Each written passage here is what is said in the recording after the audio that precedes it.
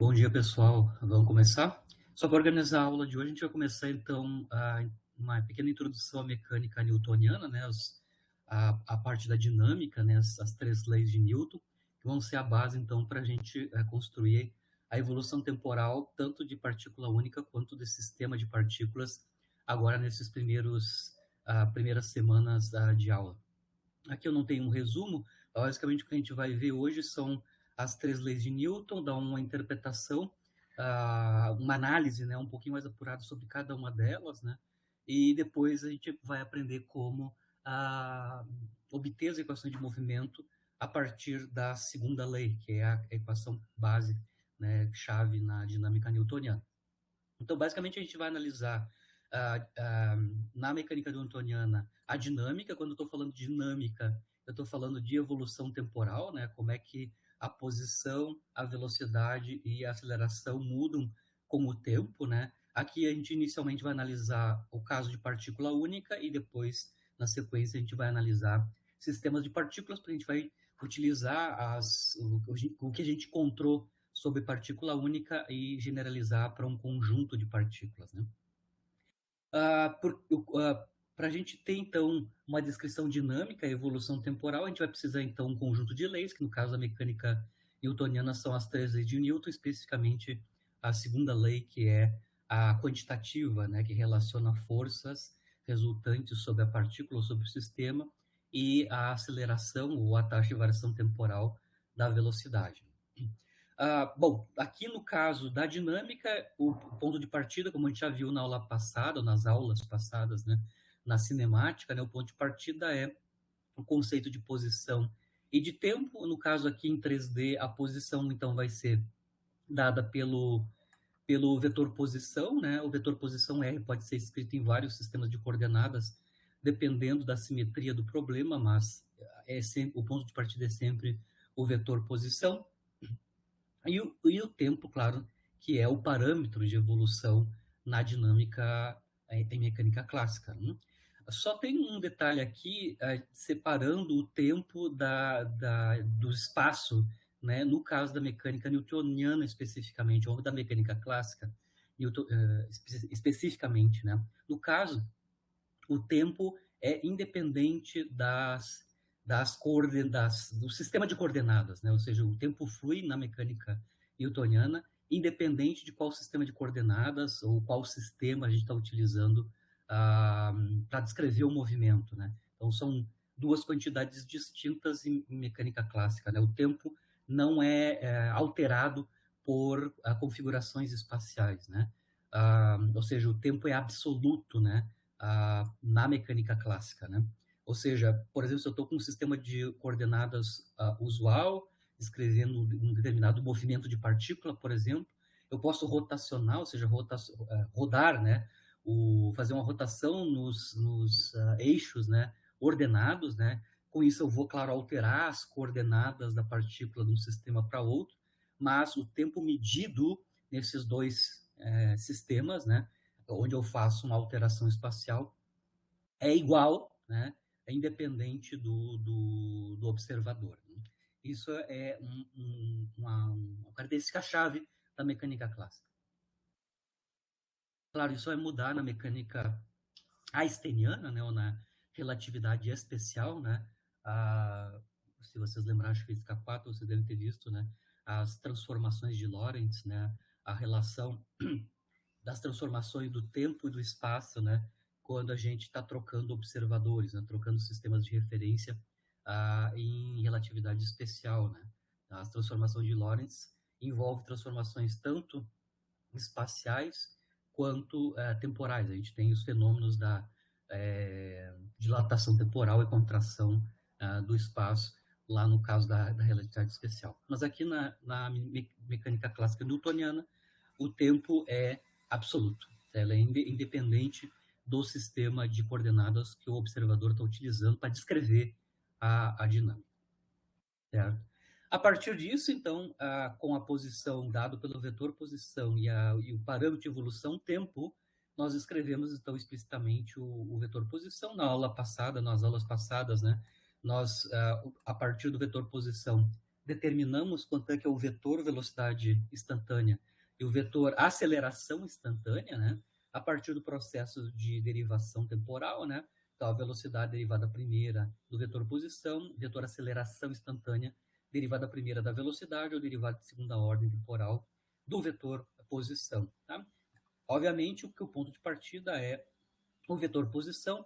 O vetor posição, na mecânica newtoniana, ele é obtido a partir da solução da segunda lei de Newton, né? Que é, a princípio, uma equação vetorial, né? Ela relaciona dois vetores, né? Ele relaciona, então, força com a taxa de variação temporal do momento linear, né? Do ponto de vista de estrutura teórica da mecânica newtoniana, basicamente as três leis de Newton são postulados, né? Então, esses postulados podem ser a posteriori comparados com o experimento, mas a princípio eles são axiomas, né? As três leis de Newton são axiomas no sentido que axiomas são afirmações não provadas, né? Então, elas são afirmações muito gerais sobre o movimento, sobre mecânica, né? E, obviamente, a partir dessas leis, a gente pode ver consequências na descrição dos dados experimentais, né? A gente faz bastante isso lá no laboratório de Física 1, né? A gente utiliza experimentos específicos para fazer análise baseado, né? Da descrição do movimento baseado na mecânica clássica, o que a gente conhece de mecânica clássica. Lá no laboratório 1, a gente, em geral, discute, né, que a conexão entre as leis gerais, né, que são as três leis de Newton, e os dados experimentais, ou seja, a parte experimental, né, o conjunto de dados, né, para a gente fazer essa conexão como as leis de Newton ou os postulados da mecânica clássica são leis muito gerais, né, existe um conector aí para a gente conseguir fazer essa link entre teoria e experimento, que é o conceito dos modelos, né? Então, o modelo é o que faz a conexão entre leis gerais e experimentos específicos, né, no laboratório, né, ou no dia a dia. Já viu isso lá no laboratório 1, no primeiro semestre. Então, aqui eu vou me focar primeiro no movimento de partícula única. Então, quando estou falando de leis de Newton, estou falando sobre as leis de Newton no contexto de partícula única, né? Aqui eu estou só resumindo as três leis de Newton. Novamente, é a versão moderna, né, de como é que são enunciadas as três leis, né, não são os enunciados originais do Newton, né, lá no princípio, mas basicamente o que a gente usa, as três leis na versão moderna, advém do Euler, né, então são a forma de Euler para as leis de Newton, né. Bom, a primeira lei é basicamente define referenciais inerciais, né? Então, um corpo vai permanecer em repouso ou movimento uniforme, né, com velocidade constante, né, a menos que sobre ele atue uma força. Então, aqui já na primeira lei aparece o conceito de força, né, e o que acontece quando não há forças, né, atuando sobre, forças resultantes, né, atuando sobre o corpo, né? A segunda lei estabelece quantitativamente o conceito de força, né? Que um corpo sobre o qual atua uma força, então move-se de tal forma que a taxa de variação temporal, né, do seu momento linear, então aqui tem um conceito que tem que ser definido, né, momento linear, é igual à força resultante, então atuando sobre esse corpo. E finalmente a terceira lei, né, que se dois corpos estão exercendo forças um sobre o outro, então aqui eu estou pensando que eu tenho dois corpos isolados, né, e eles interagem entre si, né, essas forças são então iguais, é o palhação e reação, né? Essas forças são iguais em módulo e em direção e têm sentidos opostos, né? Então aqui a terceira lei não vai ser aplicada a todo tipo de par, ação e reação, porque aqui especificamente está sendo enunciado que a direção, além do módulo, né, a direção das forças do par, ação e reação é a mesma, né? Isso não vale sempre, dependendo do tipo de lei de força entre as partículas que estão interagindo, né? Mas a gente vai analisar uma por uma das três leis, né? Começando com a primeira lei, então, basicamente a gente pode dizer que ela define quantitativamente força nula, né? Ou seja, se eu tenho força nula, o que vai ocorrer, no caso da partícula única, né, o corpo vai permanecer em repouso ou movimento uniforme. Então, está definido quantitativamente o conceito de força nula, né, que é o que a gente chama de corpo livre ou partícula livre, é a partícula ou corpo que tem força resultante total nula, né, sobre ela. Define também de forma qualitativa força não nula, né? Então, se a força for não nula, não vai ocorrer o que está enunciado aqui na primeira lei, né? Ou seja, se eu tenho força não nula, o objeto não vai ter repouso nem em movimento retilíneo uniforme. Então, ela define quantitativamente, a primeira lei, então, define quantitativamente força nula e qualitativamente, então, força não nula. Na segunda lei, a gente tem, então, dois conceitos, né? Força, que já aparece até na primeira lei, e momento linear, né? Que é uma quantidade que tem que ser definida ainda, né? Basicamente, então, a segunda lei define força de forma quantitativa, porque ele vai associar essa força resultante sobre o corpo com a taxa de variação temporal do momento linear, né?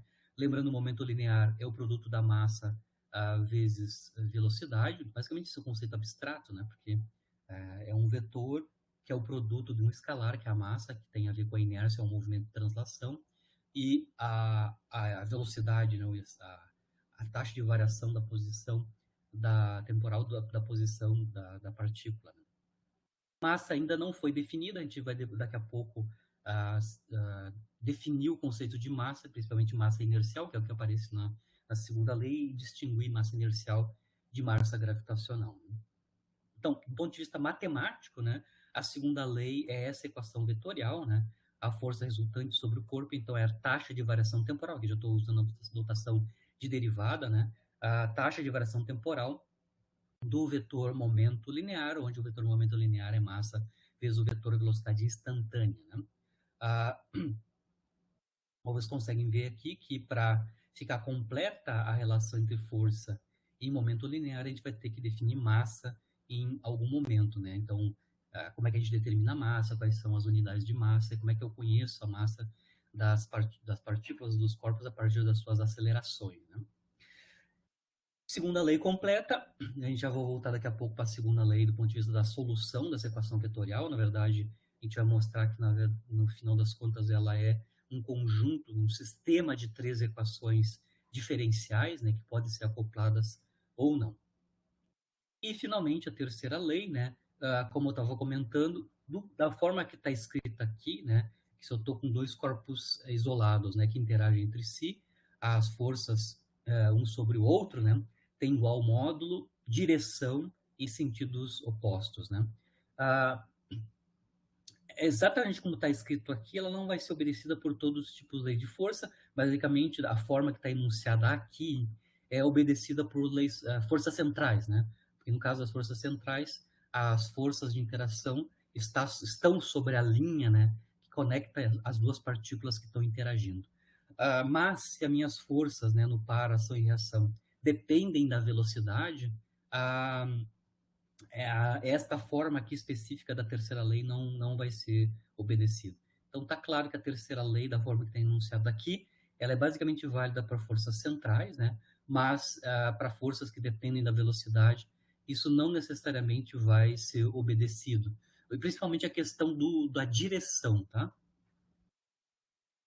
Eu já vou fazer essa análise aqui embaixo, tem uma figura que já ilustra bem, né? Essa questão que eu estou falando sobre a direção, né? Então, eu posso ter a versão fraca e forte da terceira lei, né? Lembrando que se a minha força depender da velocidade, eu necessariamente já vou ter um problema da questão da direção, né? Onde estão as forças do par, ação e reação. Como está escrito ali, a versão fraca, basicamente, então, as forças do par, ação e reação, né? Se eu tenho duas partículas, partícula 1, partícula 2, a terceira lei, na forma matemática, é esta relação aqui, né? A força sobre a partícula 1 é um vetor antissimétrico com a força sobre a partícula 2, né? Vocês conseguem ver aqui que eu tenho duas partículas que estão interagindo. Aqui estão a representação, né, da força sobre a partícula 1 e da força sobre a partícula 2. No caso geral, que é a versão fraca da terceira lei, né, vocês conseguem ver aqui que, obviamente, os vetores F1 e F2 são antissimétricos, né, ou seja, eles têm sentidos opostos, né, mas não necessariamente aqui na forma fraca da terceira lei, né, o par ação e reação está sobre a linha que conecta as duas partículas ou os dois corpos, né. Isso aqui pode acontecer, por exemplo, quando a gente está analisando forças de origem magnética, né? Por exemplo, se eu estou analisando a interação entre duas partículas carregadas, né? E essas duas partículas carregadas estão em movimento, né? Cada uma delas tem uma velocidade, né? Cada uma tem a sua carga e tem a sua velocidade, né? Obviamente, a gente sabe que partículas carregadas, né, criam em torno de si um campo magnético, né, e esse campo magnético, obviamente, vai atuar sobre a outra partícula que tem carga, né. A gente sabe que a força magnética é dado basicamente pelo produto vetorial, né, a velocidade vetorial com campo magnético, né, criado pela partícula fonte do campo magnético. Então, a expressão da força magnética que uma partícula atua sobre a outra, basicamente tem a ver com o produto vetorial V vetor B, né? E esse vetor V vetor B não necessariamente vai me dar um par ação e reação que estão sobre a mesma linha que conecta as duas partículas, né? No caso de forças centrais, a gente tem a versão forte da terceira lei, né? No sentido que o par ação e reação, o F1 e o F2, estão sobre a mesma linha, ou seja, estão no mesmo sentido, né?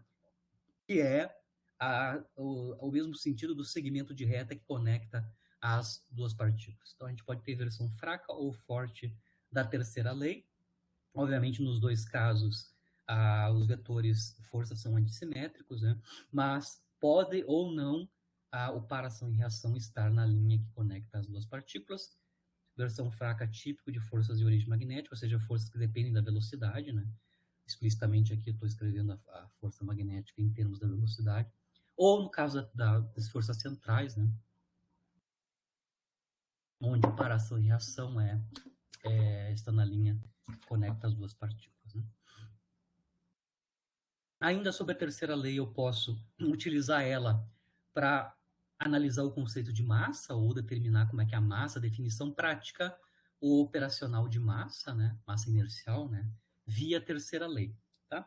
Lembrando que a terceira lei de Newton, tanto a versão fraca quanto a versão forte, matematicamente a gente pode escrever dessa forma, os vetores F1 e F2, que são a força sobre a partícula 1 e a força sobre a partícula 2, no par ação-reação dessas duas partículas isoladas, né?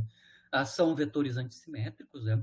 Se eu escrever esta equação vetorial em termos da taxa de variação temporal do momento linear de cada partícula, né? Ou seja, o F1 como sendo a força sobre 1, como sendo a taxa de variação temporal do momento linear da partícula 1, estou chamando de P1, né? Vetor P1, e o F2 em termos do momento linear da partícula 2, né? Então, eu vou ter esta equação, né? Ainda a gente pode escrever os momentos lineares em termos do produto das massas com os vetores velocidades dessas duas partículas, né? Supondo, então, que as massas são constantes, que é o conceito de partícula pontual, né? Ou seja, não tem variação da massa dessas partículas, né? A segunda lei, obviamente, se as massas são constantes, elas não dependem do tempo, né? Se elas não mudam com o tempo, a derivação temporal não vai atuar sobre essas massas e vai atuar apenas sobre os vetores velocidade. Então, no caso de partícula única, né? Desse conjunto de dois corpos interagentes, a gente vai ter esta equação vetorial que relaciona, então, as taxas de variação temporal das velocidades, que são as acelerações, né? Então, a gente tem aqui m1 vezes a aceleração da partícula 1 igual a menos m2 a aceleração da partícula 2, na forma vetorial. Aqui, o próximo passo é escrever os vetores de aceleração A1 e A2 em termos, projetar esses dois vetores, né? Projetar o A1 e o A2, os vetores de aceleração A1 e A2, na direção desses vetores, né? Então, vou fazer a projeção do A1 e do A2 na sua direção, tá? Na direção apenas, né? Com isso, então, isso é dado por o vetor E-chapéu, o vetor unitário E-chapéu, então, é o vetor que está na direção do A1 e do A2. Então, eu posso escrever o A1 e o A2 em termos da sua projeção na direção do versor E-chapéu. Então, o A1, vetor A1, tem intensidade A1, é o tamanho da projeção na direção de E-chapéu, e o A2 vale A2 na direção de E-chapéu. Lembrando que A1 e A2 aqui não são os modos das acelerações, são as projeções, né, dos vetores de aceleração na direção do versor E-chapéu. Feito isso, a gente pode escrever esta equação vetorial em termos das projeções, né, na direção de E-chapéu. Então, aqui eu escrevo A1 e A2 vetor em termos das suas projeções, A1, A2 escalar e o E-chapéu. Como dos dois lados o versor é o mesmo, né, nós temos nessa equação vetorial, no final das contas, ela vira uma equação escalar, porque nos dois lados a gente tem o mesmo versor, então a gente vai só comparar as partes escalares, né. Com isso, então, a gente tem massa da partícula 1 multiplicado pela projeção A1 é igual a menos a massa da partícula 2 vezes a projeção A2. Com isso, agora a gente consegue, no caso de duas partículas interagentes isoladas, com massa não variável, né, a gente tem uma relação entre as razões das massas das duas partículas, né, M1 sobre M2, está relacionada com as razões das acelerações dessas duas partículas que estão interagindo, né? Certo?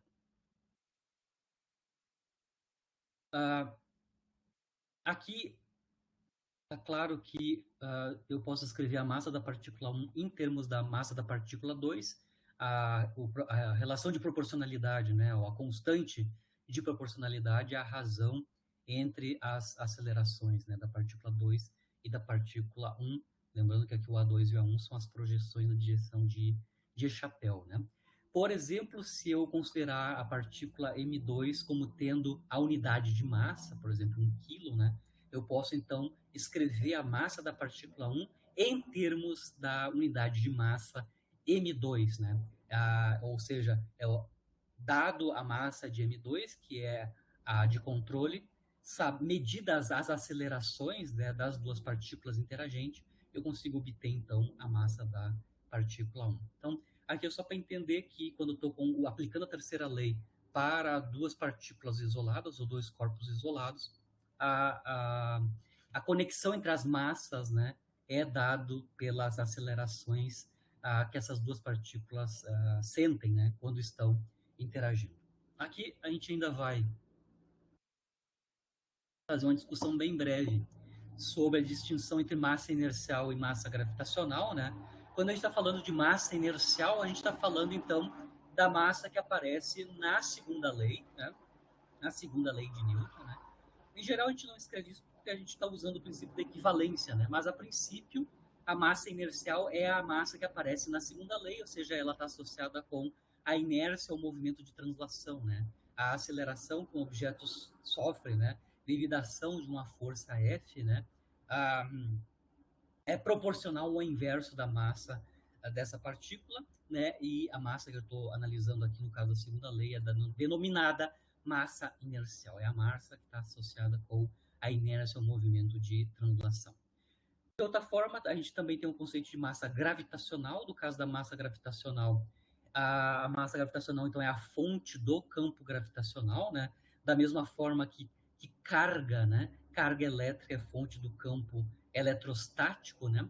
A massa gravitacional, ela aparece, então, na expressão do peso, né? Da força-peso de uma partícula num campo gravitacional uniforme. Então, aqui, quando eu for escrever a massa na expressão da força-peso, necessariamente a gente está falando de massa gravitacional, né? Então, é só para distinguir os dois rótulos para as massas, né? Inercial, que aparece na segunda lei, e gravitacional, fonte do campo gravitacional, no caso de gravitação, né? Certo? A gente sabe que essas duas massas, né, inercial e gravitacional, são iguais, né? Do ponto de vista empírico, né, experimental, isso é dado pelo princípio da equivalência. Então, o Galileu já mostrou isso, né? As, os fatos de que os objetos caem com a mesma aceleração, né, mostra empiricamente que a massa gravitacional e a massa inercial são idênticas, né? E a gente então não faz distinção em mecânica clássica newtoniana entre essas duas massas, né? Isso é denominado então princípio de equivalência fraco ou princípio de equivalência de Galileu, né? A gente não consegue distinguir massa gravitacional de massa inercial, lembrando que elas estão sendo postas em dois lugares diferentes, né? Inercial na segunda lei e a gravitacional na força-peso, associada com gravitação, especificamente. A terceira lei, associada a dois corpos livres, né? Interagentes, vai nos dar a conservação, a lei de conservação, que é a lei de conservação de momento linear, né? Então, se eu tenho dois corpos interagentes que obedecem à terceira lei, a gente já mostrou que a equação vetorial em termos dos momentos dessas duas partículas interagentes está aqui, né? Essa equação vetorial eu posso passar para o lado da esquerda a taxa de variação temporal do momento linear da partícula 2, né? Então eu vou ter a soma, né, das taxas de variações temporais dos momentos lineares da partícula 1 e da partícula 2, nos dando o vetor nulo, né? Lembrando que eu tenho uma soma de derivadas, isso é a derivada da soma, né? Isso também, essa equação então pode ser escrita como a taxa de variação temporal do vetor soma P1 mais P2, que é basicamente um momento linear total do sistema de duas partículas interagentes livre, né? Ou seja, a taxa de variação temporal desse vetor soma é o vetor nulo, e significa que esta quantidade aqui, P1 mais P2, né, é uma quantidade que não varia no tempo, ou seja, o vetor P1 mais P2, que é o momento linear do sistema de duas partículas livre, né, isoladas, né, é um vetor constante. Então, esse vetor soma não muda de direção nem sentido e nem de intensidade. Né? Basicamente, isso nos leva, então, a interpretar essa equação aqui como sendo a lei de conservação do momento linear de um sistema de duas partículas isolado. A terceira lei nos permite, então, mostrar que o momento linear do sistema de duas partículas interagentes isolado é conservado. Aqui um pouquinho sobre sistemas de referência, né? Lembrando, nas duas aulas passadas a gente discutiu vários sistemas de referência, né? Tanto estáticos quanto variáveis, né? Basicamente, o que a gente consegue mostrar é que a gente vai distinguir entre sistemas inerciais e não inerciais utilizando a primeira lei de Newton, né? Então a gente vai rotular sistemas de referência inerciais de não inerciais via a primeira lei de Newton. Então, eu sei que um sistema é inercial se nesse sistema de referência uma partícula livre, que é aquela que tem força resultante nula, né? Força resultante física nula sobre ela, está em repouso ou movimento retilíneo, né? Uniforme, movimento uniforme, né? Então, a definição de sistema inercial são todos os sistemas de referência onde a primeira lei é válida, né? Obviamente, se isso não acontecer, se eu tenho um sistema não inercial, mesmo se a força resultante é nula sobre a partícula num sistema não inercial, eu vou medir a aceleração sobre essa partícula mesmo, a força resultante física, né, sobre ela sendo nula, né? Certo? A gente pode mostrar também rapidamente que se eu tenho um sistema de referência inercial, a gente pode mostrar que qualquer outro sistema de referência que se move com velocidade constante relativo ao inercial também é inercial. Então, os sistemas de referência que se movem um em relação ao outro com velocidade constante, né, são referenciais inerciais também, basicamente a gente pode dizer de maneira geral que os sistemas de referência não acelerados, né, são todos inerciais, né? No caso deles serem inerciais, as três leis de Newton vão ser válidas, né, na forma que a gente já enunciou, né? O fato que a gente tenha sistemas de referência que estão se movendo um relativo ao outro com velocidade constante não vai alterar a lei principal da dinâmica, que é a segunda lei, né? Porque a segunda lei envolve taxa de variação temporal de segunda ordem do vetor posição, né? Então, a forma funcional da segunda lei se mantém a mesma, mesmo que o meu sistema de referência esteja se movimentando com velocidade constante relativo a um estático, que a gente já sabe que é inercial, né? O fato de eles serem equivalentes, né, a segunda lei ser a mesma para todos os sistemas de referência inerciais que se movem em relação entre si com velocidade constante, né, é denominado então o princípio de invariância galileana ou princípio da relatividade de Newton, né? Só para distinguir do princípio da relatividade especial ou einsteiniana, né? Onde a gente tem o conceito de referencial inercial, etc. Também a análise dos sistemas não inerciais, no caso do Newton, né, com o princípio da equivalência forte. E agora, já analisamos em detalhe, mais um detalhamento sobre as três leis de Newton, né? A gente vai agora analisar a questão de como é que a gente obtém, então, as equações horárias de movimento via a segunda lei, que é a lei mais quantitativa na dinâmica newtoniana, né? Só para lembrar aqui, só para fazer a definição, então, do conceito de partícula, né? A gente escreveu, então, a força resultante como sendo a taxa de variação temporal do momento linear, né, da partícula, do corpo, né?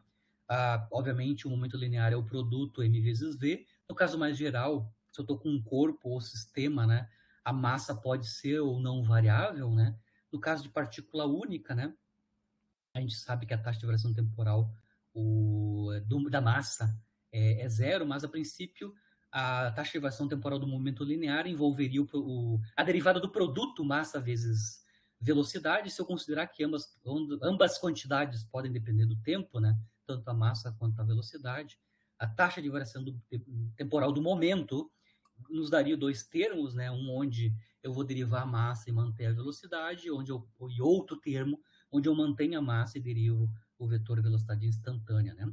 Se a massa não varia no tempo, que é o conceito de partícula, né? A partícula pontual, né? A taxa de variação temporal da massa é considerada nula, né? E aí a gente consegue escrever, no caso especial de partícula, né, pontual, a segunda lei na forma que a gente já conhece mais, né? Que é quando a gente escreve a taxa de variação temporal da velocidade em termos de derivada segunda do tempo, né, do vetor posição, a gente obtém a segunda lei, a forma mais conhecida, né, onde a força resultante é a massa multiplicada pela taxa de variação temporal de segunda ordem, em segunda ordem, do vetor posição, que é uma equação vetorial, né? Ela relaciona dois vetores, no lado direito a força resultante sobre a partícula, e no lado esquerdo a um escalar, que é a massa da partícula, multiplicada por um vetor, né, que é o vetor aceleração, que é escrito em termos da derivada segunda temporal do vetor posição. Então, a segunda lei, desta forma, para a partícula única, é uma equação vetorial, né? Como a gente tem derivada de segunda ordem ordinária do vetor posição, a segunda lei para a partícula única nada mais é que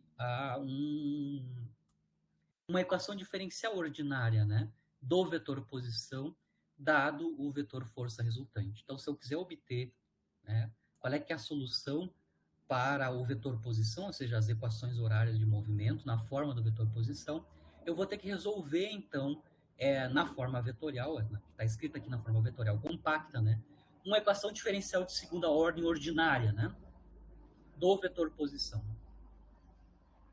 Obviamente, a solução para o vetor posição vai depender explicitamente de como é que é a forma da força resultante, né? Se ela depende do tempo, se ela depende apenas da posição, se ela depende da velocidade. Então, distintas formas para o vetor resultante, força, vão nos dar soluções diferentes para essa equação diferencial de segunda ordem ordinária do vetor posição. Obviamente, com uma equação vetorial, né, a gente pode escolher um sistema de referência, né, e no caso 3D, né, na verdade, essa equação vetorial vai nos dar um conjunto de 3 equações diferenciais no caso 3D, né? Então, do ponto de vista de solução da segunda lei de Newton para casos particulares, né, a gente vai ter que resolver um conjunto de 3 equações diferenciais de segunda ordem ordinárias, certo?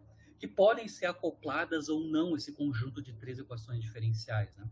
Então, a gente vai analisar caso a caso nas próximas aulas, na aula de hoje e nas próximas aulas, né?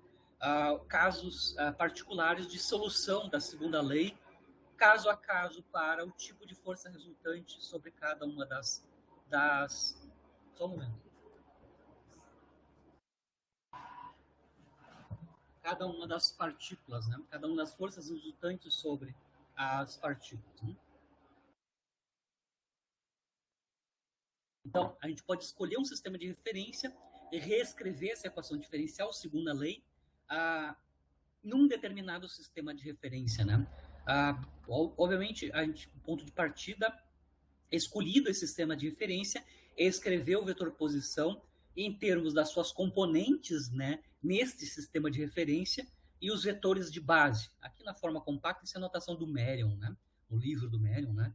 Então, o vetor posição em 3D pode ser escrito em termos de um sistema de coordenadas cujos versores de base são os versores E chapéu I, onde I vai de 1 até 3, né? E1, E2, E3 chapéu. Obviamente, a gente está usando E I, né, para o conceito geral de versor de um determinado sistema de coordenadas. A gente já viu vários, né, na aula passada e na aula retrasada, né? Então, os EIs aqui, os vetores de base, podem ser, no caso do sistema de coordenadas cartesiano, pode ser os versores I, J, K, chapéu, que são versores estáticos, né, independentes do tempo. No sistema de coordenadas cilíndrico, né, 3D, são os versores Rho-chapéu, Phi-chapéu e K-chapéu, onde a gente, no caso cilíndrico, tem uma mistura, né, entre um vetor estático, um versor estático, né, que é o K-chapéu, e 2 versores que são dependentes do tempo, que é o Rho-chapéu e o Phi-chapéu. O sistema de coordenadas esféricos, que a gente viu na aula passada, né, os versores de base são os versores R-chapéu, teta-chapéu e Phi-chapéu, né? Que os 3 são variáveis, né? Os 3 dependem do tempo. Mas, ponto de partida é sempre, então, escrever um determinado sistema de coordenadas do vetor posição e abrir, né, nas componentes, né, a equação vetorial em 3 equações, né, escalares, das projeções, tanto do vetor posição, taxa de variação temporal de segunda ordem, quanto do vetor força, componente a componente, nesse sistema de coordenadas que a gente analisou, escolheu, né? Dada pela simetria do problema, né? Que a gente está analisando. Aqui eu vou começar com o sistema cartesiano ou retangular, né? Que é o mais simples no sentido que os vetores de base são independentes do tempo, significando que quando eu for aplicar as taxas de variação temporal, né, no vetor posição, eles vão ser aplicadas apenas as componentes cartesianas do vetor posição e não vão ser aplicadas sobre os versores, porque os versores vão ter derivada temporal nula no caso do sistema de coordenadas cartesiano. Né? Então, aqui eu estou reescrevendo a equação vetorial, né, da segunda lei no sistema cartesiano. Né? Então, que eu vou escrever então taxa de variação temporal de segunda ordem do vetor posição, vai ser taxa de variação temporal de segunda ordem no vetor posição escrito, né, na sua forma cartesiana, né, onde x e y são as componentes cartesianas e os EI são os vetores de base, I, J, K, chapéu, né? Isso é igual à força, mas a força também vai ser escrita em termos das suas componentes cartesianas e dos vetores de base. Então, quando eu abro, né, a derivada do vetor posição e o vetor força, ambos escritos no sistema de coordenadas cartesianos, esta lei aqui, essa lei vetorial, vai nos dar esta equação aqui, já em termos dos vetores de base, IJK chapéu, né? Como eu comentei com vocês, se eu tenho uma igualdade vetorial, né, e já escritos em termos da base IJK, né, no sistema de coordenadas cartesiano, para esses dois vetores, a esquerda e a direita serem iguais, as suas componentes têm que ser iguais. O fato das três componentes ter que ser iguais, né, as componentes x, y, z cartesianas têm que ser iguais nessa equação vetorial aqui, né, vai nos dar, no final das contas, um conjunto de três equações diferenciais que tem, no caso 3D geral, né, que tem esta cara aqui, né. Então, componente a componente cartesiana, massa multiplicado pela derivada de segunda ordem temporal. Da componente cartesiana do vetor posição, que está sendo notado aqui por xi, né? x1, x2, x3, ou xyz, né? É igual à componente cartesiana correspondente do vetor força resultante sobre a partícula. Então, no final das contas, quando a gente escolhe o sistema de coordenadas cartesiano, esta equação vetorial da segunda lei nos dá um conjunto de três equações diferenciais de segunda ordem, uma para cada componente cartesiana do vetor posição, né? A coordenada x, y, z. Obviamente, quando a gente resolve cada uma dessas equações diferenciais de segunda ordem, se eu quero solução única, não basta resolver a equação diferencial de segunda ordem, porque quando eu resolver de maneira geral a equação de segunda ordem, eu ainda vou ter constantes de integração. Em geral, como eu estou com uma equação diferencial ordinária de segunda ordem, eu vou ter duas constantes de integração a ser determinadas. Né? As constantes de integração que aparecem na solução das equações diferenciais das componentes do vetor posição, né, vão ser determinadas, as soluções únicas, né, vão ser determinadas a partir das condições iniciais. Então, eu vou ter uma solução única para o vetor posição na forma de soluções únicas para as componentes cartesianas do vetor posição, que são as soluções dessas equações diferenciais componente a componente, né? Vão ser determinadas a partir das condições iniciais. As condições iniciais, basicamente, são escolhido um tempo particular, né, um instante de tempo arbitrário, né, que eu estou chamando de T0 aqui, né, as condições iniciais são dadas pelas equações, essas duas equações vetoriais, né, que são basicamente quanto valem o vetor posição e o vetor velocidade nesse tempo T0. Então, o vetor posição em T igual a T0 é o vetor R0 e o vetor velocidade instantânea em T igual a T0 é o vetor V0. Tá? Essas duas equações aqui, né, essas duas condições, vão nos ajudar a obter as constantes de movimento quando a gente obtém a solução da equação diferencial de segunda ordem, no caso geral. Né? Então, componente a componente cartesiana, se a gente quer obter a solução para a componente cartesiana do vetor posição via segunda lei, primeiro eu vou resolver de maneira geral a equação diferencial de segunda ordem, que é massa vezes taxa de variação temporal de segunda ordem da componente cartesiana x, y, z, igual à componente cartesiana do vetor força, né? x, y, z, do vetor força, mais, né, para obter solução única, né, mais as condições iniciais para a posição e a velocidade naquela direção espacial, né, x, y, z, dado pelas condições iniciais. Então, para resolver componente a componente do vetor posição, eu vou ter que resolver a equação diferencial vinculada pelas condições iniciais. A solução para a equação diferencial de segunda ordem, via segunda lei, componente a componente, vai ser diferente diferente para cada caso, porque para cada forma funcional, né, do vetor força, ou da componente cartesiana do vetor força, que eu estou denotando por FI aqui, né, eu vou ter soluções diferentes para a equação diferencial. Né? Lembrando que no caso geral, o vetor força resultante pode depender da posição, ou apenas da posição, né, por exemplo. Lei de Hooke, né? F igual a menos kx é uma força que depende da posição. Tá? A minha força resultante pode depender da velocidade. Acabei de comentar sobre a força magnética, né? A força magnética é QVB, né?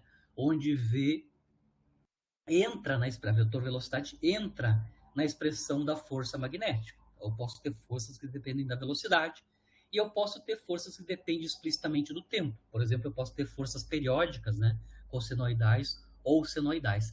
Para cada tipo de forma funcional específica e a sua dependência na posição, na velocidade ou no tempo, né, eu vou ter solução distinta para a equação diferencial de segunda ordem. Claro que eu já dei alguns exemplos. Eu posso ter força constante, independente da posição da velocidade do tempo. Por exemplo, a força gravitacional próximo da superfície terrestre, né? A força gravitacional num campo gravitacional constante, né? O vetor força resultante é um vetor constante, né? Massa vezes o vetor aceleração ah, gravitacional, né? O G.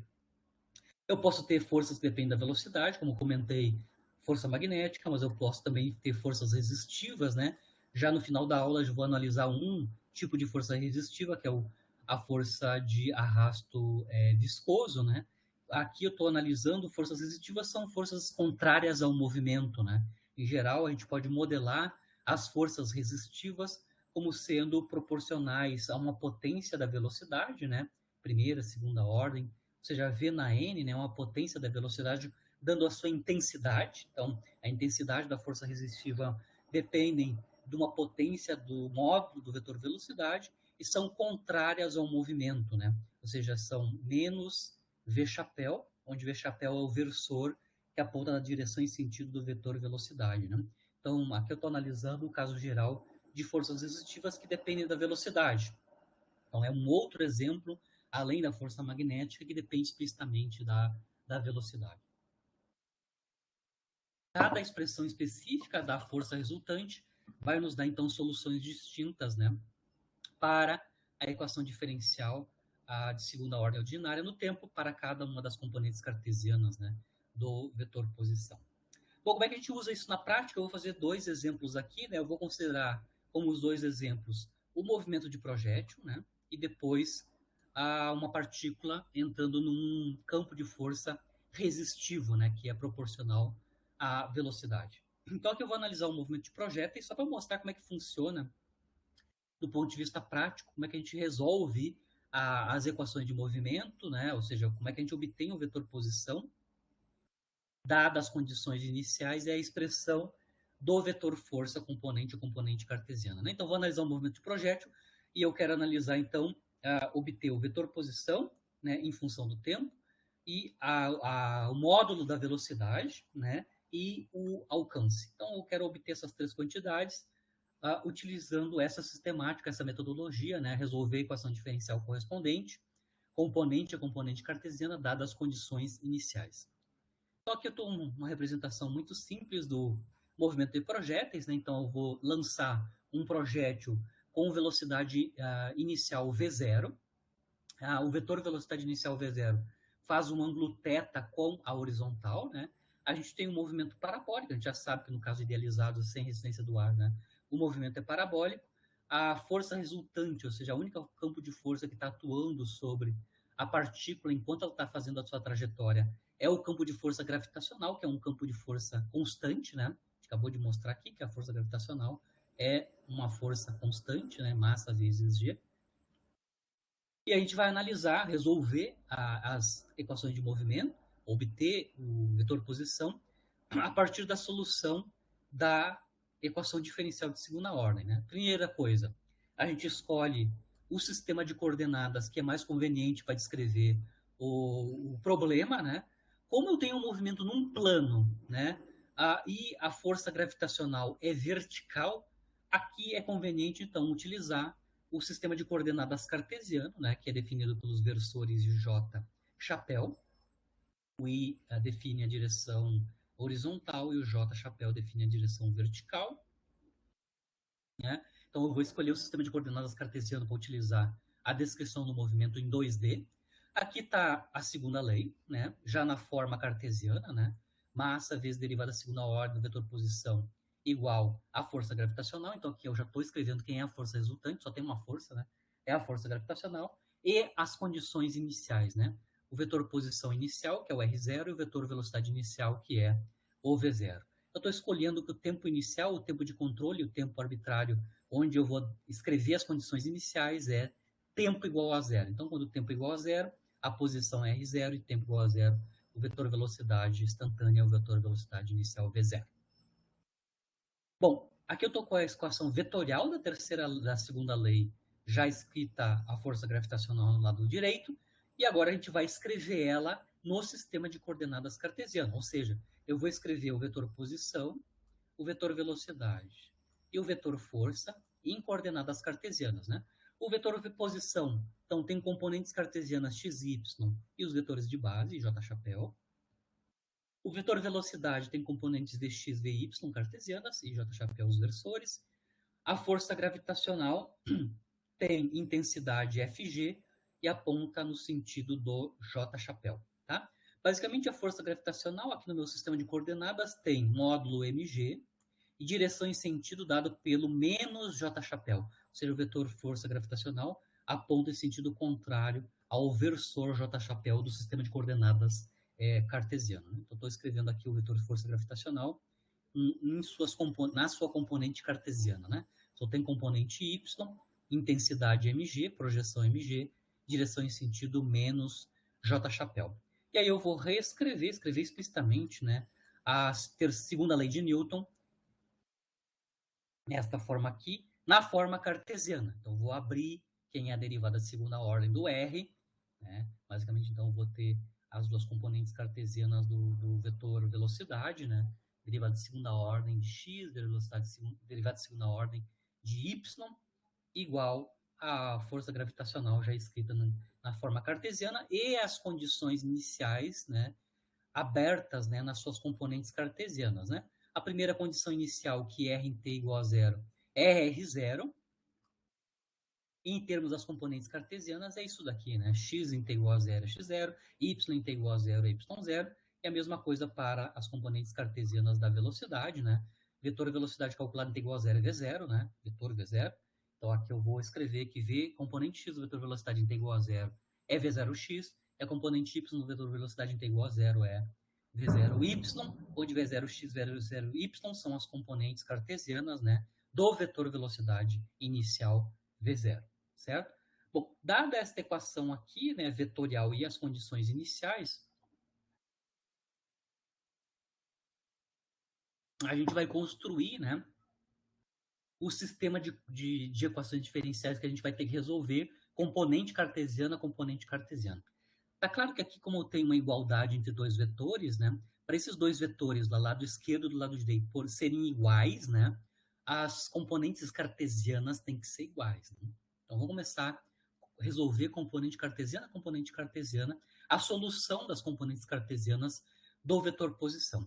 Começando, então, com a equação de movimento para a coordenada x, que é a componente cartesiana x do vetor posição, né?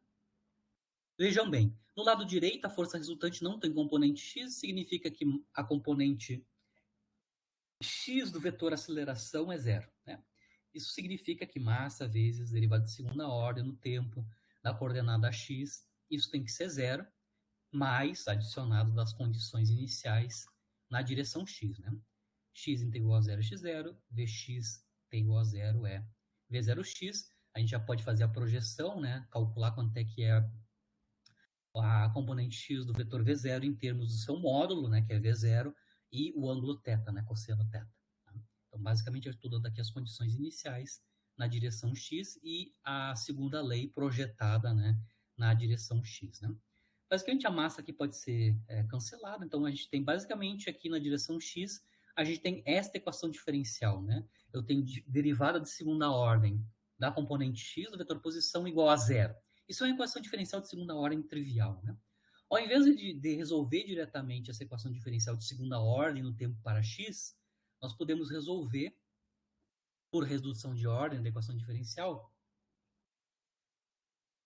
resolver a equação diferencial não para x, mas sim para componente x do vetor velocidade. Né?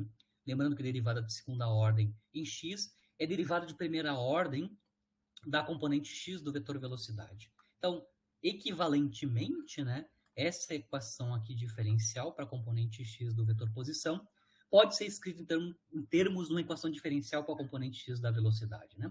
São equivalentes essas duas equações diferenciais. Só que a ordem aqui é menor, né? É um EDO de primeira ordem aqui, né? Eu estou derivando em primeira ordem no tempo a componente x do vetor velocidade.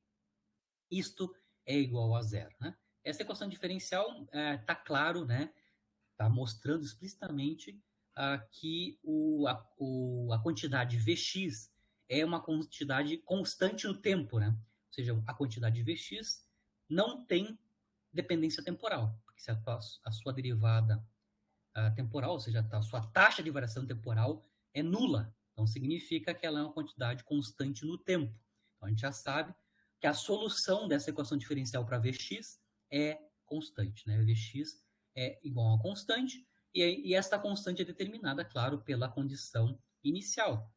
A gente sabe que Vx é constante, mas Vx vale pela condição inicial, né? Esta constante tem que ser igual a V0 cosseno de θ. Então, já está resolvida a componente x do vetor velocidade, resolvendo explicitamente a equação diferencial para a componente x do vetor velocidade. A derivada do vetor velocidade componente x é zero, significando que Vx é constante, e essa constante é determinada pelas condições iniciais, ou pela condição inicial. Bom, se eu sei quanto é que é a velocidade componente x, a gente lembra que a velocidade componente x nada mais é que a derivada da componente x do vetor posição. Né? Vx é dx dt, isso é igual a V0 cosseno θ. Né? Então, de novo, aqui eu tenho uma equação diferencial de primeira ordem agora, não na Vx, mas em x. Né? Como é que eu resolvo a equação diferencial de primeira ordem? O método usual para resolver a equação diferencial de primeira ordem é o método da separação de variáveis. Né? Então, na minha equação diferencial de primeira ordem, eu vou separar a variável dependente da variável independente. Nessa equação diferencial aqui, de primeira ordem, e x versus t, né? A variável dependente é x, porque ela é uma x de t, e a variável independente é o tempo. Né? Então, eu vou, nessa equação diferencial, separar a variável dependente da variável independente, ou seja, x de t. Tá? Então, eu vou deixar o dx no lado esquerdo e vou multiplicar o dt lá junto com o V0 cosseno θ. Né? Isso é a separação de variável. Vejam bem, quando eu fiz a separação de variável, em ambos os lados eu tenho diferenciais, né? Em x e no tempo. A gente pode integrar ambos os lados dessa equação, quando a gente já fez a separação de variáveis, né? Integramos ambos os lados, a integração aqui é indefinida, não coloquei limites de integração, né? Estou integrando em dx, integrando no tempo, lembrando que V0 cosseno θ é uma constante, né? E integra. O resultado da integração é x de t igual a V0 cosseno θ t, que é o resultado da integração do tempo, mais uma constante de integração C1, porque eu estou fazendo uma integração indefinida. Né? Então, basicamente, eu já resolvi a equação de movimento na direção x. Né? A x de t é linear no tempo, o coeficiente angular aí dessa dependência linear é V0 cosseno θ, e tem o coeficiente linear, que é a constante de integração C1. Essa constante de integração C1 vai ser obtida de novo, né, pelas condições iniciais, ou pela condição inicial da posição versus tempo. A gente sabe que x, quando o tempo é igual a zero, é zero. Essa é uma das condições iniciais que eu estou usando aqui, né? Então, obviamente, aqui eu estou usando como condição inicial, né, que a origem do sistema de coordenadas está colada com a boca do canhão, né, onde a partícula é ejetada, né, o projétil é ejetado. Então, eu vou usar essa condição inicial, né? X em t igual a zero é zero. Ou seja, em t igual a zero, a partícula sai da origem do sistema de coordenadas, né? Com isso, eu consigo obter quanto é que é a constante de integração C1, né? Substituo aqui na equação geral, né, da solução x de t, t igual a zero, né? Então, eu vou ter V0 cosseno θ vezes zero, mais C1 tem que ser zero pela condição inicial. Isso implica que a constante de integração C1 é zero, né? E aí, obviamente, quando a gente substitui C1 igual a zero, a gente tem finalmente a posição da coordenada x, né? A componente x do vetor posição, que é o x de t, explicitamente resolvida, solução única, né? Dada esta condição inicial. Né? X de t é V0 cosseno θ vezes tempo. É linear no tempo, significando que o movimento é uniforme na direção x para o projétil, no caso idealizado, né, sem resistência do ar. Obviamente a gente já sabe isso, está careca de saber que isso é verdade, eu só estou usando o movimento de projéteis só para mostrar a metodologia de como é que a gente utiliza a solução das equações de segunda ordem, né, sabida a lei de força. Né? Aqui eu estou usando por integração, né, resolvendo equações diferenciais de primeira ordem, né, dada a lei de força. Determinamos a componente x do vetor posição, agora vamos calcular, obter a componente y do vetor posição, né? Aqui está escrito a componente x, né?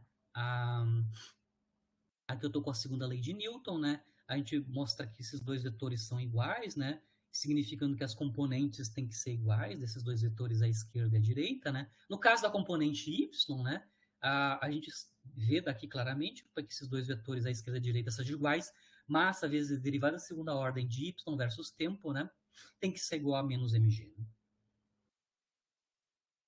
Então, aqui está a equação diferencial para y e as condições iniciais, tanto da posição, componente y, quanto o vetor velocidade, componente y, né? São as condições iniciais que tem que ser impostas à equação diferencial de segunda ordem para nós obtermos solução única. Né? De novo, tá? A gente consegue mostrar aqui que eu tenho cancelamento das massas em ambos os lados da equação escalar aqui, da equação diferencial de segunda ordem para y versus t, né? De novo, como no caso anterior, né? Nós temos derivada segunda de y de t é igual a uma constante, que é menos g, né? Nós não vamos resolver a equação de segunda ordem, a gente vai fazer redução de ordem, né? O que a gente vai resolver primeiro é a equação de primeira ordem da componente y do vetor velocidade versus tempo, né? Então, esta equação aqui equivale a esta, que é uma equação diferencial de primeira ordem, né? A derivada temporal de primeira ordem da componente y do vetor velocidade é uma constante que vale menos g.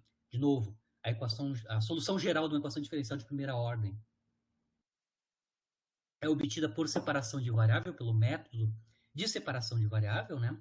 Aqui a variável dependente é o VY e a variável independente é o tempo. Então, aqui nós vamos fazer a separação de variável inicialmente, né? Na esquerda, isolamos então a variável dependente, que é o VY, e no lado direito nós colocamos a variável independente, que é o tempo, né? De novo, como no caso anterior, nós temos as diferenciais, né? Em VY e no tempo. Integramos, depois da separação de variável, integramos, né? Fazemos uma integração indefinida, né? A esquerda e a direita, que é o que está feito aqui, né? Obviamente, quando a gente faz a integração indefinida, nós vamos ter uma constante de integração, né? Então, a integral em VY nos dá VY de t, a integral de menos g em t nos dá menos gt mais uma constante de integração, uma integração indefinida, né? Onde C2 aqui é a constante de integração. Obviamente, essa constante de integração C2 é obtida pelas condições iniciais. A gente sabe que VY, né, calculado em t igual a zero, é a componente y do vetor velocidade inicial, que vale V0 seno θ. Então, VY t igual a zero vale V0 seno θ, essa é uma condição inicial. A gente vai usar essa condição inicial aqui na nossa solução geral da componente y do vetor velocidade em termos do tempo, né? Então, colocamos t igual a zero e determinamos quanto é que é C2. Né? Então, está claro que C2 vale V0 seno θ, substituímos o valor da constante de integração C2 aqui de volta, e aí a gente obtém quanto é que vale a VY de t. Né? VY de t, então, vale menos GT, dependência linear, mais C2 com C2 valendo V0 seno θ. Então, aqui nós temos a equação da componente y no vetor velocidade como em função do tempo na direção y, né? A velocidade aqui não é uniforme, né? Ela varia linearmente com o tempo, né? Diminui linearmente com o tempo na direção vertical, né? Então, é um movimento acelerado na direção y, né? Com aceleração de intensidade g, né?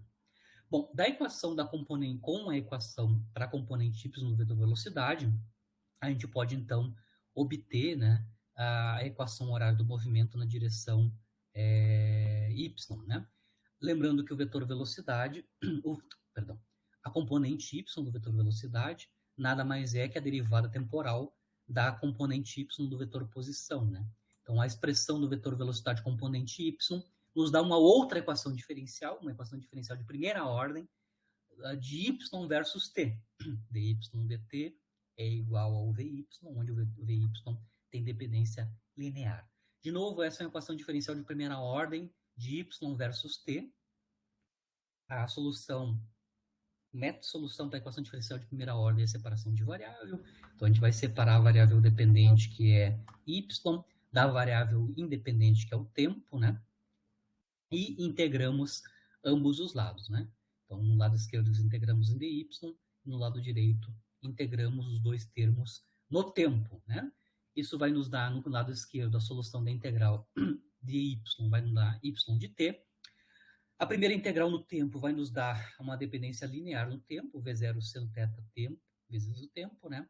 E a integral do segundo termo vai nos dar uma dependência quadrática do tempo, porque a integral de t dt é t quadrado sobre 2, né? Multiplicado por menos g, vai nos dar um termo quadrático no tempo, mais uma constante de integração, porque as integrais são indefinidas aqui, né? Obviamente, para terminar, para ter a solução única, né, para y de t, a gente precisa determinar quanto é que é a constante de integração. De novo, a constante de integração é sempre obtida pelas condições iniciais, né? A gente vai, então, usar a condição inicial, y em t igual a zero, é igual a zero. Lembrando que a gente está assumindo que em tempo igual a zero, a partícula sai da origem do sistema de coordenadas, cujas coordenadas é 0, 0, né? A origem do sistema de coordenadas no plano. Então, substituindo essa condição inicial, vai nos ajudar a determinar quanto é que vale a constante de integração C3, né? Então, substituo t igual a zero aqui, sei que y t igual a zero é zero. Isso vai nos ajudar quanto é que é, obter quanto é que é C3. C3 é zero, né? Quando eu substituo a condição inicial.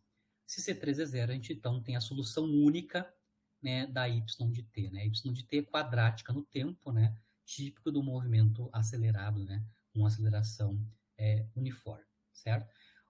Vejam bem, as componentes cartesianas do vetor velocidade e as componentes cartesianas do vetor posição são obtidas a partir de soluções de equações diferenciais de primeira ordem, né? Dado a lei de força.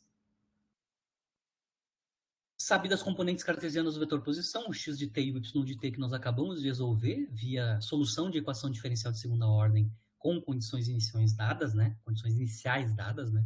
Escrevemos a forma geral do vetor posição, né? Em coordenadas cartesianas no plano, né? Componente x V0 cosseno θ, t, e a dependência quadrática da componente y do vetor posição. Nós também sabemos quem é o vetor velocidade instantânea no sistema de coordenadas cartesiano, né? Componente x é V0 cosseno θ, é uma constante, né? E a componente y é linear no tempo. Com isso, a gente consegue calcular a rapidez da partícula, que nada mais é que o módulo do vetor velocidade. O módulo do vetor velocidade é a raiz quadrada da soma dos quadrados das componentes cartesianas, que são sabidas, né? Claramente, obviamente, o módulo da vetor velocidade, ou seja, a rapidez da partícula, né, é explicitamente dependente do tempo, no caso do movimento de projéteis, né? E, finalmente, o alcance da partícula é obtida a partir das equações de movimento que a gente acabou de obter, né? Então, a partir da combinação das equações de movimento, a gente consegue obter o alcance, né? Ou seja, é a distância percorrida na direção horizontal, né? Pelo projétil, né? Depois do seu tempo de voo, né? Então, o alcance R é o valor da posição da partícula calculada num tempo t maiúsculo, onde esse tempo maiúsculo, t maiúsculo é o tempo de voo, né? Então, ou seja, o tempo t maiúsculo é o tempo onde que transcorre entre y igual a zero, ou seja, a saída do projétil da origem, e transcorre um tempo t maiúsculo e as alturas, né, os y de t voltam a zero novamente depois do tempo de voo, certo? Então, o tempo t maiúsculo corresponde ao tempo que transcorre onde a partícula sai da origem e volta a ter alturas zero novamente. Tá? Obviamente, das equações horárias, a gente sabe que a altura calculada em tempo igual a t maiúsculo, né? A gente sabe que a dependência é quadrática no tempo, né? Tá aqui substituído t minúsculo igual a t maiúsculo, que é o tempo de voo. Obviamente, a gente pode fatorar o tempo aqui, né? A solução para esses tempos, a gente tem dois tempos que obedecem essa equação, né? Um deles é a solução trivial, né? Que é t igual a zero. É verdade, né? A altura é zero em tempo igual a zero, essa é a condição inicial, né? E o segundo tempo, onde eu tenho alturas nulas, né? o que está dentro desse parêntese igual a zero, significando que o outro tempo, né, onde eu vou ter alturas nulas, é 2v0 seno de θ dividido por g. Isso é o instante de tempo quando o projétil atinge novamente a altura nula, né? Se eu sei o tempo de voo, T maiúsculo, substituo isso na definição do alcance, né? O alcance R é a posição x calculada neste tempo de voo, né? Lembrando que a posição x é linear no tempo, né? Substituo o tempo de voo, que a gente acabou de calcular aqui, né? E a gente obtém, então, o alcance em termos do módulo do vetor velocidade inicial, de g, e do ângulo, né, θ, certo? E o último passo aqui é usar a identidade trigonométrica e reescrever o 2 seno de θ cosseno de θ como sendo seno de 2θ, e a gente tem a expressão do alcance. Mas o que a gente está mostrando aqui é que o alcance é obtido pela combinação das equações de movimento, das equações de horário de movimento na direção x e na direção y, dado a definição do tempo de voo, né? Ou o tempo em que a partícula volta à altura nula. Né? Para finalizar a aula, eu vou fazer um segundo exemplo, onde a gente vai determinar as soluções das equações horárias e das equações da velocidade, agora para um campo de força que não é constante, um campo de força que é dependente da velocidade, que é o que a gente chama de forças resistivas, né? Especificamente aqui a gente vai usar um modelo simplificado para as forças resistivas, né? O Jonathan está colocando um reloginho aqui, eu não sei se é alguma coisa que está acontecendo, eu não estou acompanhando muito o chat. Jonathan, tá aí? Sim, não, é que eu tinha ido no banheiro, eu coloquei pausa, mas agora Não, eu já perdão, tinha. eu não tinha entendido, eu achei que tinha dado um problema com a gravação. Não, foi só Desculpa. status mesmo. Não, desculpa. Mas aqui, então, eu estou comentando, né? A gente vai analisar como é que é o movimento dentro de um campo de força que é resistivo. Lembrando que o campo de força resistivo é um campo de força que depende da velocidade, né?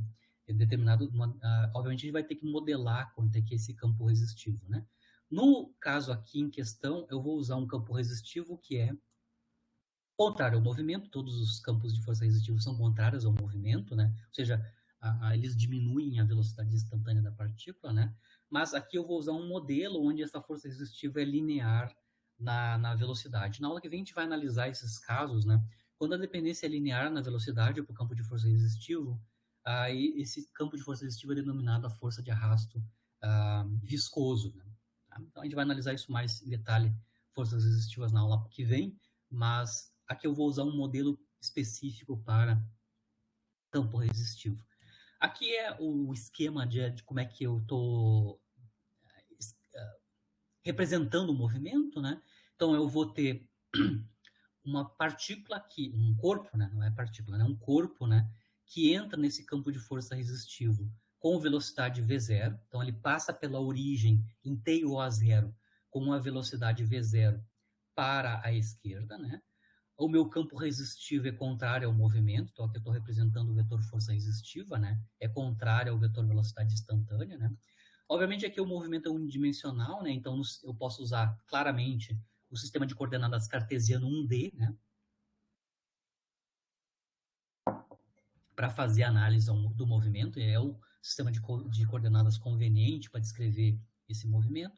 E aí a gente vai resolver a segunda lei, né? Para esse campo de força, que é o campo de força resistivo, dadas as condições iniciais, né? Então, aqui está a segunda lei de Newton na forma vetorial, onde no lado direito aqui eu já estou colocando a força resultante, só tem uma única força atuando, que é uma única força líquida atuando, que é a força resistiva, né?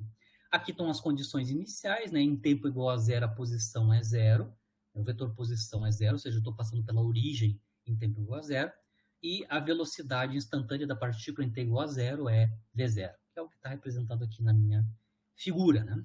Obviamente, então, agora eu vou escrever essas equações vetoriais projetadas no sistema de coordenadas cartesiano 1D, né? Ou seja, eu vou escrever o vetor posição, o vetor velocidade e o vetor força em coordenadas cartesianas, né? Então, o vetor posição tem componente x e chapéu, o vetor velocidade tem intensidade v e chapéu, e o vetor velocidade, o vetor força resistiva, aí eu tenho um modelo para o vetor força resistiva, né? Eu vou modelar então a força resistiva como tendo essa expressão aqui, né? Menos mk, onde k é uma constante positiva, né? Vezes o vetor velocidade da partícula. O que está escrito aqui? O vetor força resistiva é contrária ao movimento, é menos v, né? E a intensidade, a constante de proporcionalidade entre a força resistiva e a velocidade é a constante m vezes k. Eu estou colocando a massa aqui, não apenas a constante k, de maneira esperta, né? Para a gente ter o cancelamento aqui na segunda lei da massa em ambos os lados da equação, né? Obviamente, aqui eu posso escrever o vetor velocidade, como eu escrevi o vetor velocidade na sua componente cartesiana, o último passo aqui é escrever o vetor v na forma cartesiana, né? V e chapéu. Então, temos os três vetores, R, V, F, R, em coordenadas cartesianas, né? Bom, reescrevemos a segunda lei na forma cartesiana, né? Então, aqui, do lado esquerdo, a taxa de variação temporal do vetor posição vai ter apenas componente y, né? Então, eu vou aplicar só a derivada temporal na componente x do vetor posição, né? Do lado direito, estou escrevendo explicitamente o vetor força resistiva nas suas componentes, na sua componente cartesiana, né? E as condições iniciais em 1D, né? Posição x igual a 0 é 0, velocidade igual a 0 é v0. E vamos resolver, né, essa equação diferencial de segunda ordem. Né? Basicamente, como comentei com vocês, eu espertamente coloquei massa acompanhando o K, de maneira a gente cancelar a massa de ambos os lados na segunda lei, né? Então, a equação vetorial, no final das cartesianas, né, no final das contas, vira uma equação de segunda ordem, né? No tempo, né, uma equação diferencial de segunda ordem no tempo, para a componente x, né? Ela vale, então, menos kv, né? Derivada segunda de x é menos kv. Tá aqui. Isso é o que a gente obtém da segunda lei, já escrevendo ela na forma cartesiana, né? Derivada da segunda ordem de x é menos kv. Obviamente, em geral, a gente não resolve a equação diferencial de segunda ordem diretamente, a gente faz redução de ordem. Então, a derivada de segunda ordem de x pode ser escrita como uma derivada primeira da velocidade. Essa equação diferencial da velocidade versus o tempo é uma equação diferencial de primeira ordem, né? A equação de primeira ordem é resolvida via separação de variável, né? Onde a velocidade é a variável dependente e o tempo é a variável independente. Então, dessa equação de primeira ordem, fazemos a separação de variável, né? No caso aqui na esquerda, a gente separa as variáveis dependentes, que são a velocidade, né? dv dividido por v. E no lado direito a gente coloca as variáveis, a variável independente, que é o tempo, né? Acompanhado das constantes. No caso é o menos k. Né? Fazemos a integração indefinida, como a gente fez nos casos anteriores, né? Então, eu vou integrar ambos os lados. Resolvemos. Do lado esquerdo, então, temos a integral de dv sobre v, né? Que é a integral do logaritmo. Né? O resultado dessa integração é o logaritmo de v de t, né? No lado direito, a integral temporal nos dá uma dependência linear no tempo mais uma constante de integração. A constante de integração C1 vai ser determinada a partir da condição inicial, né? A gente sabe que a velocidade em tempo igual a zero vale V0, tá? Então, a gente vai usar esta condição inicial para obter a constante C1, né? Então, aqui a gente tem a relação para a velocidade, logaritmo de V de t igual a menos kt mais C1. Usando a condição inicial, a gente sabe que a velocidade em tempo igual a zero é V0, né? Então, logaritmo de V igual a zero, que é o logaritmo de V0, né? Isso é menos k vezes zero, mais a constante C1. Isso a gente sabe que são iguais essas duas quantidades. Como são iguais essas duas quantidades, a gente consegue mostrar que a constante da integração vale C1, né? Vale logaritmo de V0. Substituímos aqui, né, na dependência do logaritmo de V de t, o resultado pela constante de integração, a gente obtém esta equação, né? Passamos o logaritmo de V0 para a esquerda, obviamente a gente vai ter um logaritmo da diferença, o logaritmo de diferença pode ser escrito como logaritmo da razão, né? Logaritmo de V de t sobre V0 é igual a menos kt. Aplicamos, né, exponenciamos ambos os lados dessa equação.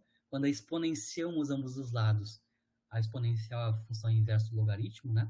A gente tem do lado esquerdo, depois da exponenciação, a razão V de t sobre V0, e no lado direito, exponencial, né, e na menos kt. Multiplicamos o V0 pela exponencial de e na menos kt, e a gente obtém, então, finalmente, a equação da velocidade como função do tempo de um corpo que entra num campo resistivo, né, que é linear na velocidade, certo? Que é o força de arrasto viscoso, como a gente vai ver na aula que vem. A solução da velocidade versus tempo, né, que é a solução da equação de primeira ordem, ordinária no tempo, como a gente viu, né, mostra que a velocidade, nesse caso, né, uma partícula, um corpo entrando nesse campo resistivo viscoso, né, um arrasto viscoso, a velocidade vai diminuir exponencialmente com o tempo. Então, isso é uma predição da mecânica newtoniana, né? A velocidade vai diminuir exponencialmente com o tempo, a intensidade com que ela diminui vai depender da constante K, né? Ali na expressão da força resistiva. Bom, se a gente já resolveu V de t, agora a gente vai calcular, né, resolver a x de t, né? A gente sabe que V de t é a taxa de variação temporal da posição, né? V de t é dx dt, né? E sabemos que V de t é exponencial, decresce exponencialmente com o tempo, né? De novo, dx dt igual a V0 e na menos kt, uma equação diferencial de primeira ordem, que é resolvida por separação de variável, novamente, né? Então, vamos separar no lado esquerdo a variável dependente, que é o x, no lado direito a variável independente, que é o tempo, né? Onde aqui eu já escrevi quanto é que é v de t, né? Explicitamente na sua forma exponencial. E integramos, né? Fazemos a integração definida, né? No lado esquerdo a gente vai ter x de t, um resultado da integração. A integração da exponencial nos dá menos 1 sobre k, a própria exponencial, aqui, e mais, claro, uma constante de integração C2, né? A constante de integração C2 vai ser obtida pela condição inicial, a gente sabe que x igual a zero é zero. Como a gente tem a equação geral para x de t em termos do tempo, né? A gente sabe, então, x de t igual a zero é zero. Colocamos t igual a zero aqui na expressão geral. Isso vai nos ajudar, então, a obter quanto é que é a constante C2. A C2, dada a condição inicial, vale V0 sobre K. Com C2 determinado, substituímos ela aqui na expressão geral, né? E aí obtemos a equação particular para x de t, né? X de t é V0 sobre K, 1 menos e na menos kt. Essa é a forma funcional das posições como função do tempo. Velocidade decai exponencialmente com o tempo, e a posição como função do tempo tem esta dependência temporal. Vamos analisar um pouquinho mais em detalhe essa expressão que a gente obteve para a posição versus o tempo. Lembrando que a velocidade está diminuindo rapidamente com o tempo, significando que depois de um certo tempo finito, a partícula vai parar, né? Vai ficar em repouso nesse campo de força resistivo, né? A gente consegue mostrar que para tempos grandes, né? Tempo sendo infinito, mas na verdade não precisa ser infinito, né? Para tempos muito grandes são tempos muito maiores que o inverso da constante k, né? A gente consegue mostrar que nesse limite de t grande, né, a posição da partícula converge, né? Essa exponencial vai a zero, a gente converge para uma determinada posição assintótica, né? Que é V0 sobre K, né? A V0 sobre K é a posição final da partícula onde a velocidade instantânea dela é nula, né? Então, ela entra no campo de força resistiva, vai diminuindo a velocidade, depois de um certo tempo finito, ela, que é o tempo de deslocamento dentro do campo resistivo, né, linear com a velocidade, ela vai ter um deslocamento máximo, que é V0 sobre K. Né? Muito bem. Então, determinamos velocidade e posição como função do tempo, nesse caso unidimensional, onde a força resultante é a força de arrasto viscoso. A gente obteve as dependências temporais. Eu ainda posso usar a regra da cadeia e também tentar escrever a velocidade, não em termos do tempo, que a gente mostrou que é a decaimento exponencial no tempo, né? Mas a gente pode também, a partir das equações de movimento, né? Ou da equação dinâmica, né? Segunda lei, obter as velocidades como função da posição, né? Como é que a gente vai fazer isso, né? A gente vai lembrar que a velocidade pode ser escrita em termos do tempo, mas a velocidade pode ser escrita em termos da posição. E a posição é variável no tempo, né? Como a gente acabou de mostrar aqui, tem essa dependência complicada temporal. Mas, lembrando, né, supondo que a gente pode escrever a velocidade em termos da posição, e a posição depende do tempo, a gente pode escrever a derivada espacial da velocidade, né, dv dx, usando regra da cadeia, né, onde v é um v de x, mas x depende do tempo. dv dx pode ser escrito, então, como dv dt, dt dx, isso é regra da cadeia, né, lembrando que dt dx é o inverso da velocidade, né. Certo? Com isso, a gente consegue mostrar, né, que dv dt pode ser escrito como v dv dx. Ou seja, eu tenho uma relação entre a derivada temporal da velocidade com a derivada espacial da velocidade, que é o dv dx. Eles são relacionados, né? Por que eu estou fazendo isso? Porque eu posso escrever a equação newtoniana original, segundo a lei, em termos da velocidade, né? A gente como, mostrou aqui, quando a gente estava resolvendo a equação de movimento, né? O ponto de partida foi resolver a equação diferencial de primeira ordem para velocidade. A gente mostrou que a segunda lei, na forma da velocidade, é dv dt igual a menos kv, né? Mas a gente pode, aqui escrito, né, dv dt menos kv, mas a gente pode escrever dv dt em termos da derivada da velocidade, em termos da posição, né? Então, dv dt pode ser escrito como v dv dx, isso é igual a menos kv, segunda lei, tá aqui. Com isso, obviamente tem o cancelamento das velocidades em ambos os lados, e a gente tem uma nova equação diferencial de primeira ordem, que é essa daqui, ó. É uma equação diferencial de primeira ordem das velocidades em termos das posições x, não do tempo, mas da posição. Tá? Essa equação diferencial de primeira ordem sempre pode ser resolvida por separação de variável, né? A gente vai separar na esquerda a variável dependente, que é a velocidade, e na direita a variável independente, que é a posição, neste caso. Né? O v depende de x, onde x é a variável independente neste caso. E integramos ambos os lados, né? Com isso, no lado esquerdo nós temos v de x, e no lado direito a gente tem uma dependência linear, né, em x menos kx mais uma constante de integração C3. A gente vai obter a constante de integração C3 via a condição inicial, né? A gente sabe que a velocidade em tempo é igual a zero, ou em posição, a gente sabe que em tempo igual a zero, a posição é zero, né? Então, a gente sabe que v em x igual a zero é v0. X v em tempo igual a zero, que corresponde a x igual a zero, vale v0. Com isso, a gente consegue obter a constante de integração, explicitamente, né? A C3 vale v0, usando a condição inicial da velocidade em termos do tempo, usando a condição inicial em x e não no tempo, né? Determinada C3, que é v0, a constante v0, a gente substitui aqui na nossa expressão geral para v de x, né? E obtemos a expressão particular, né, única para as velocidades como função da posição. Ela é linear na posição. Então, a gente mostrou explicitamente como solução direta da segunda lei, que é a velocidade como função do tempo nesse campo resistivo linear na velocidade é decrescimento exponencial da velocidade com o tempo e decrescimento linear da velocidade com a posição, né? Que é o decréscimo com a posição linear. Obviamente, de novo, a gente pode ver que o deslocamento assintótico, né? Ou seja, a posição medida a partir da origem, onde o vetor velocidade instantânea é zero, né? A partícula para, né? Devido ao campo de força resistivo, é a posição x, onde o v de x é nulo, né? Tá claro aqui que, de novo, né?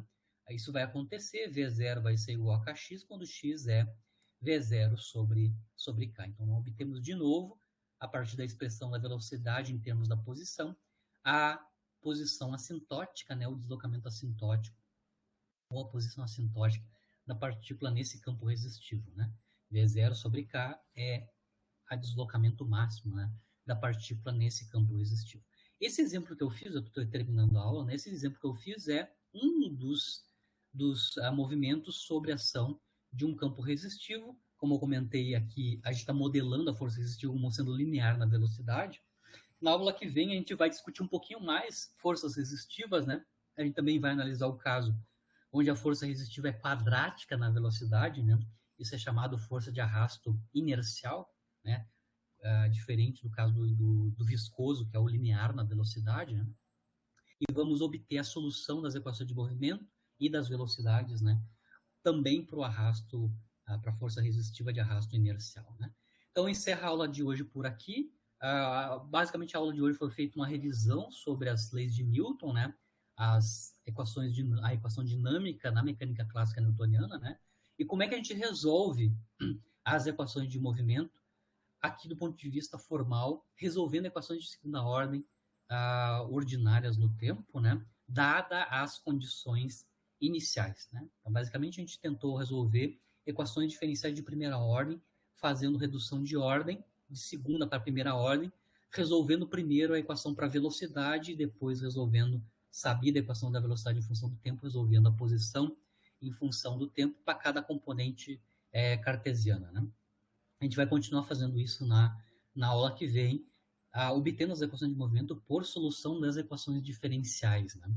Especificamente, né? Dificultando ou fazendo formas mais complexas das forças resultantes que estão atuando sobre as partículas, né? Lembrando que a gente está analisando esse primeiro momento só a partícula única, para depois generalizar para sistemas de partículas. Certo, pessoal? Então, continuamos na sexta-feira, né, com forças resistivas, arrasto viscoso e arrasto inercial. Questionários, sábado, lembrando, a partir dessa semana nós vamos ter questionários semanais, né? Então, já no sábado, Pedro, nós vamos colocar lá os questionários sobre os conteúdos dessa semana, né? O de hoje e de sexta-feira. A partir de sábado, fica aberto de sábado a sábado, né? Então, vai ficar deste sábado até o próximo sábado. Você tem uma semana para fazer os questionários, né? Os questionários são 5 questões, né? De múltipla escolha. Alguns deles são conceituais, outros são de cálculo, né? Mas basicamente são 5 questões cada questionário. Esse é o padrão, né? Certo? A solução dos questionários, a partir do momento que vocês enviam o questionário de vocês já têm o feedback automático. A partir do momento que vocês entregarem o questionário de vocês já sabem quantas questões acertaram e quantas questões não acertaram, né? Porque o Moodle já vai dar o feedback automático quando vocês enviarem, né? Então, não precisa necessariamente já resolver tudo no sábado, né? Você tem uma semana para fazer a entrega, né, do questionário. Você pode fazer à mão aí, separadamente, né, para saber as respostas e só em algum momento da semana que vem vocês preenchem o questionário e enviem ele, né? A partir do momento que vocês enviarem, vocês já vão ter as respostas, né? Vai ter o feedback automático de quantas vocês acertaram e quantas vocês já não acertaram, certo? As aulas para as gravações, Michael, sim, já lá no Moodle eu estou colocando todas as gravações de aula, né? Assim que fica pronto a gravação, que em geral, nesse semestre, é 24 horas. Em geral está acontecendo em 24 horas, às vezes demora um pouquinho mais, mas em 24 horas eu já consigo colocar a gravação lá no Moodle. Tá o link do YouTube onde eu estou colocando as gravações. Já estão lá, as aulas da semana passada já estão lá no Moodle, na nossa sala lá no Moodle, né? E os PDFs das aulas, né? Os PDFs das aulas já estão todos, de todo o semestre. Eu só estou colocando passo a passo, né? Dia a dia as gravações, mas está tudo lá. As aulas estão lá já gravadas, né? Certo? Mais alguma questão?